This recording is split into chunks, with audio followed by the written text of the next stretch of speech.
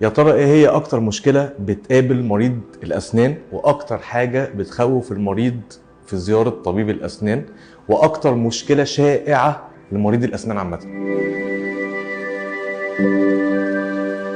هنتكلم مع بعض عن مشاكل ضروس العقل، اكتر مشكلة شائعة في عيادات الاسنان. ضرس العقل هي مشكلة بتبدأ تظهر مع بداية محاولة ضرس العقل ان هو يطلع، او قبل كده بشوية كمان، يعني بداية من سن 16 سنة في بعض الحالات، وممكن يوصل معايا لسن اوائل الثلاثينات. يا ترى المشكلة دي بتقابل كل الناس؟ لا، مش كل الناس بيبقى عندها مشكلة في ضروس العقل او في بزوغ ضروس العقل. في بعض الناس بيبقى عندها الفك الى حد ما صغير نسبيا، او ضروس العقل واخدة اعوجاج بنسبة معينة تجد صعوبة في ان هي تطلع وتظهر في البق. هنا بيبدا يحصل مشاكل. بعض الناس التانية بتبقى عندهم المساحه مناسبه بالنسبه للفك ومفيش اي مشكله، فالضرس بيطلع بشكل عادي، ولو سبب شويه التهابات في طلوعه بتبقى حاجه طارئه وبسيطه وبتعدي. في حاله لما الضرس بيبقى عامل مشكله مزمنه، اول حاجه في اعراض معينه بتبدا تظهر على المريض، زي احمرار، ورم في الفك، او مفيش ورم بس في الم شديد،